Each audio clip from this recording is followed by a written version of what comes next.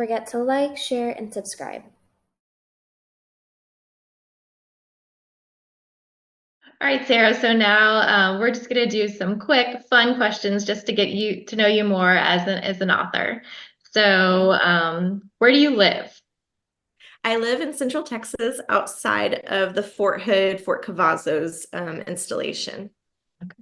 And what three words would you use to describe yourself?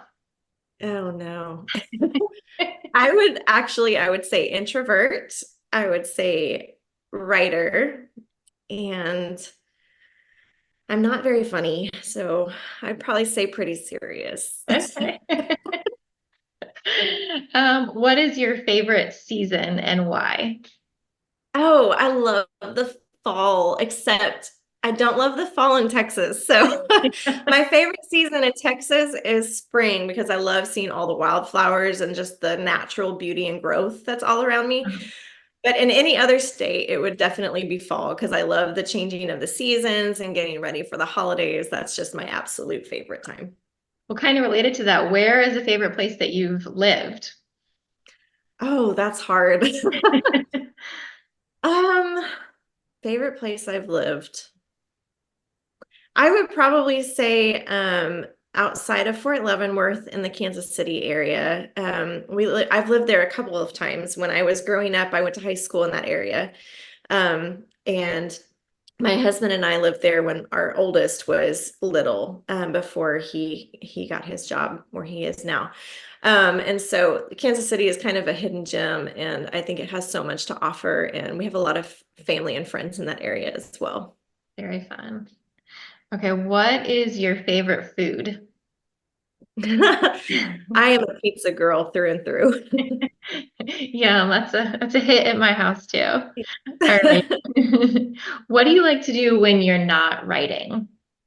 When I'm not writing, okay. I love going on bike rides with my kids and my husband. We love going to the movies, and I absolutely adore traveling. So, if I can be traveling, I would rather be traveling, but if we can't, riding bikes and seeing movies is kind of my go-to. So where's somewhere that you've traveled to that you love or that you would like to go again? So when I graduated high school, my dad was still in the service and he was stationed at Vicenza, Italy. Oh, And so I got to go spend the summer before college in Italy with them. And it's been one of those places that I loved. I thought it was so beautiful. The people were so nice. And the food was amazing.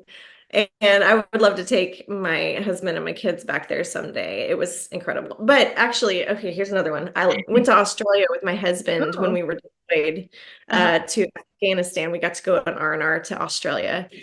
That was amazing. Uh-huh. I loved Australia as well. And maybe shorter flight from Afghanistan there than coming all the way from the US. Yeah. It was still a long flight, but definitely probably shorter than from here. Yeah. Okay, here's a silly one. If you were an animal, what kind of animal would you be? Oh, I think I would be a cat for sure. A house cat, not an outdoor cat either. I'm one of those indoor people who would rather be curled up and reading a book. And I don't know if cats can read, but I would definitely be curled up inside somewhere. So, did you read a lot of books when you were a kid? And, was there a particular story that you loved as a child? We did a lot of reading. My grandmother was a librarian, and so she would send us a lot of the award books, that had won different awards and things. So we read a lot growing up. I think I loved the Amelia Bedelia stories because I thought they Mhm. were so funny. And like I said, I'm a pretty serious person. So for me to, and kind of gravitate towards those, it makes a lot of sense. But yeah, Amelia Bedelia. And those are still a thing, actually. I just bought some for my niece over Christmas, and they're adorable. So, who was the biggest supporter of your writing? The biggest supporter of my writing. I think I like to tease my husband because I like to tell him I'm not going to say that he's my biggest fan because he's the realist in all of my writing. I've been kind of a big dreamer with my stories and my books and things. But truly he has been the biggest supporter. And it's obvious that he believes in the work that I'm doing. But my mom and dad as well. I think it's been really cool. And my grandmother, she wanted to be a writer. She Oh, wanted to publish books as well. And so she's been so excited about seeing me do that, and I guess live a little vicariously through these experiences that I've been able and fortunate to have.